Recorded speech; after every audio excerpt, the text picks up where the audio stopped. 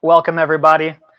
My name is Jonathan Rogue, and as you know, I'm here to present to you Facebook ad market funnel strategies, remarketing, retargeting, and some other advanced techniques, and some bonus information for any Helm users out there. And if anybody is interested in learning a little bit more about the Helm, I can certainly talk to you, get you set up, and get you started. But just a couple things, housekeeping things before we actually get started. Just because I've done a couple of these Zoom calls, and I just want to make sure that things go off perfectly. First things first, try to keep your mics muted until you'd like to speak. There will be a Q&A section after the first very brief part of the presentation. And the first part is just going to be more of a, let's say, a traditional presentation through like a deck. And the reason for that is because it's going to be some information you may or may not know. But I won't spend too much time on it. It's just to give you the basics so that when I use terminology later on when helping you set up Facebook ads and setting up the campaigns and the ad sets, it doesn't sound like I'm speaking a foreign language. So with that said, I think we'll get started.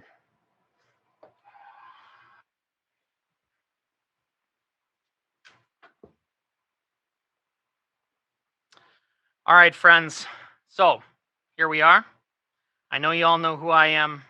So without further ado, let's jump right on in. I'm just gonna get my notes up here. There are some notes that I have.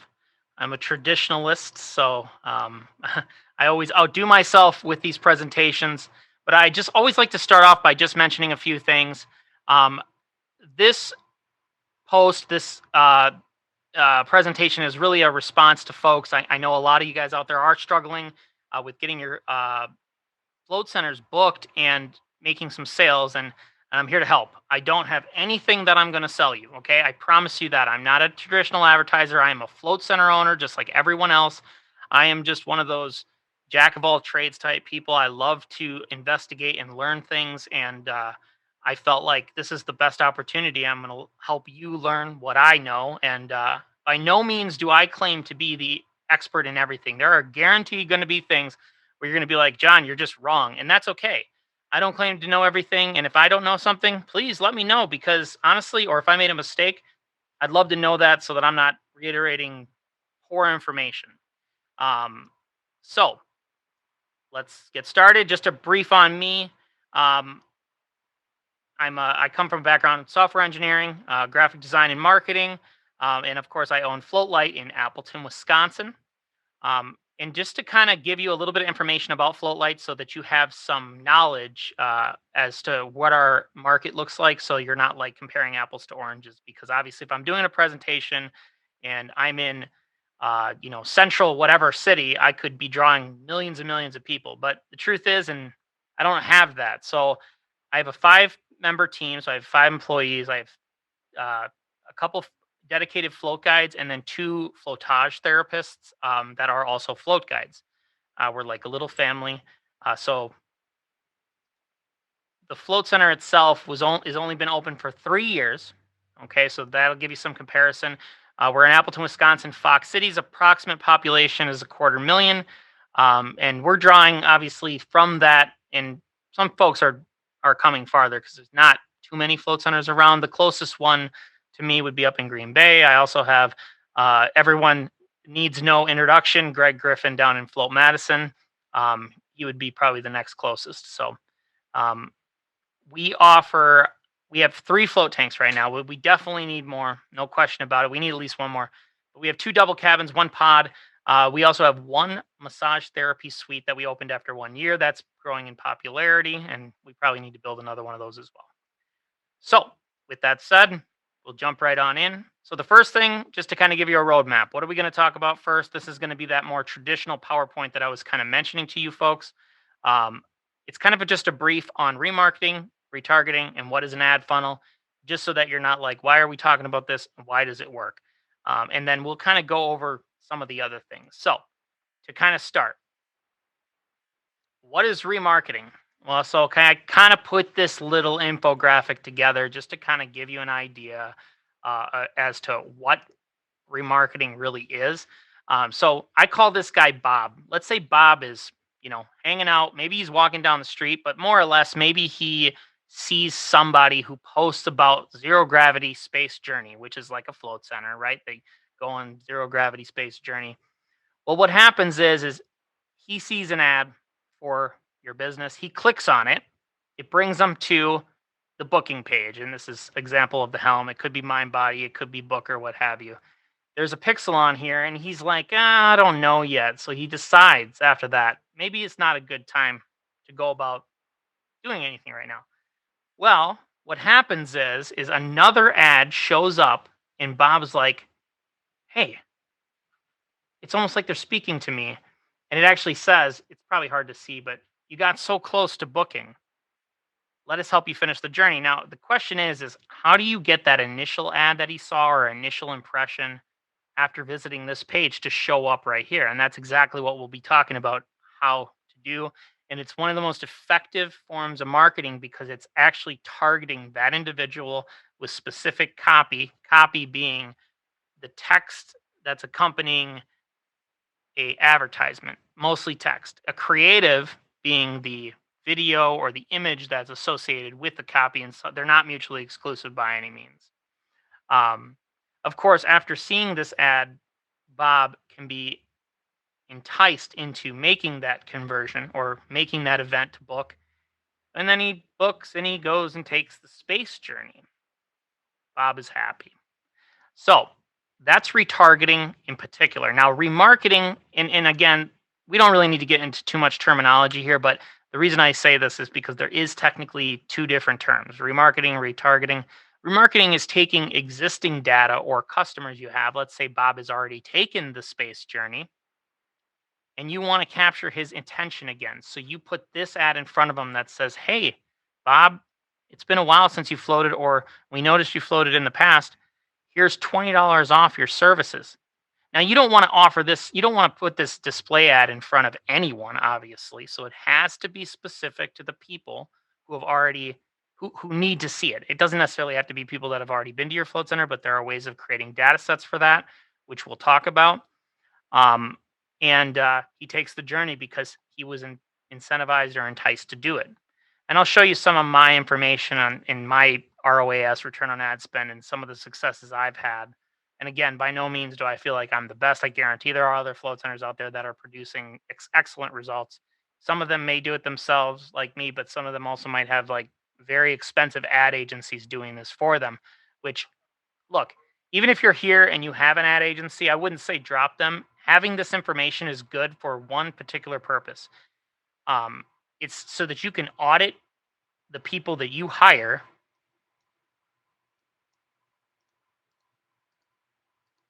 Oh my gosh. There was a lot of people that wanted to join the stream, and they just joined now. So I apologize. Welcome everybody who just joined the stream. My bad. I think that a lot of those people probably don't need to see a lot of what I was just discussing, so that's okay. We're not into the grittiness of it. I wish that Zoom had the ability to automatically just add people, and we were trying to figure that out. I think there is a setup for it, but didn't get it on this one. Okay, so anyway, let's head to real briefly to this next slide here. What's a funnel?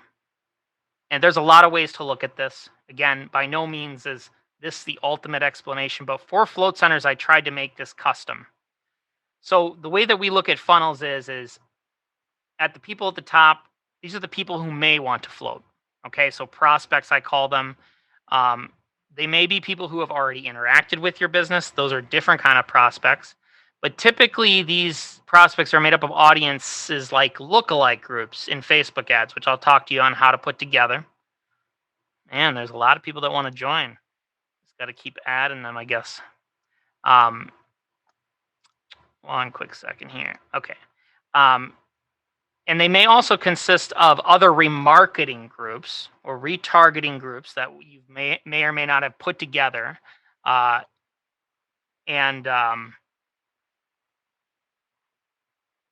They, for the most part, they're kind of groups that you want to essentially target. If you're looking at the Facebook campaigns, it's typically a traffic awareness branding type campaign. And we'll talk about that in a second because it's going to sound confusing.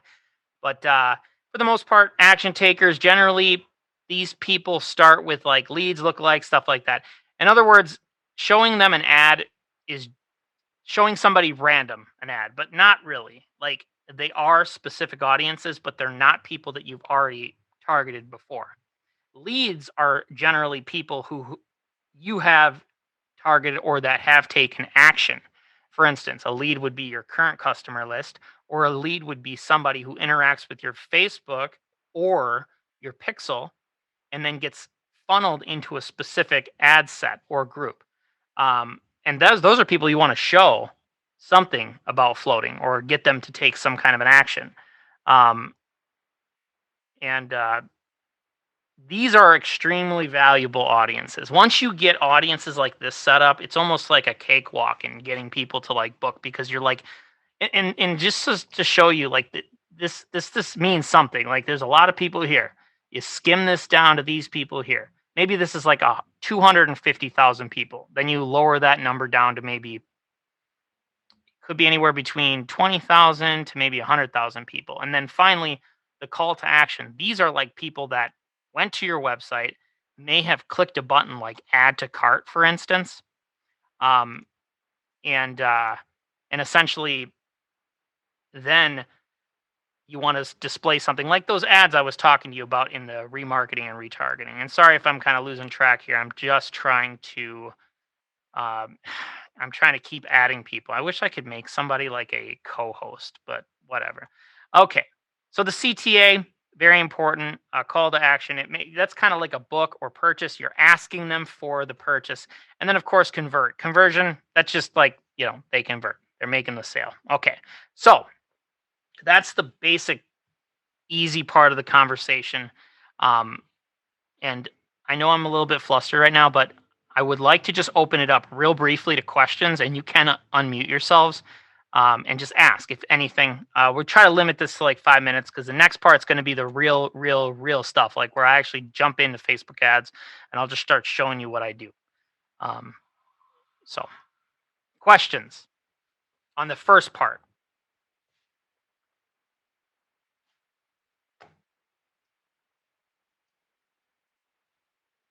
I'm going to make sure that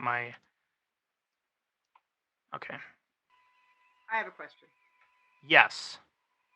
Okay, I'm trying to read. Okay, let me look at my notes. Hold on. So I just did this seminar, 3-day seminar this last weekend about putting on a live event, and I'm interested in finding out about compelling ads. Like what's making people go to your ad and click on it once they are. And I understand that there's a site that you can go to, and that's what I'm looking up, where you can look at all of your competitors' ads and see what they're doing. And it's on Facebook. It's like facebook.com/paid ad or something like that. I'll find it. Oh, you're looking at the ad library. Yes, the ad library. Okay, you're curious about the ad library? Very, very valuable tool. I mean, I'll tell you right now, I didn't even know it existed. So that was really exciting to hear about. Not that I want to steal other people's stuff, but that I like to know what's working, what's not working. No, there's nothing wrong with that. Like this is market research. Yeah. You want to look at your competitors' ads, and for the most part, and by the way, I just want to say I don't consider you my competitor. You're my collaborator, right? If there's a float center down the street from me, they might be a competitor. Oh, yeah. I mean, even if there was a float center that was open across the street, I would try to establish relationships with them. The way that I look at it is when it comes to other float centers and what they're doing, especially if it's a local float center, I'd be happy for them to invest in the advertising so that I don't have to spend much in my market. And that's the truth.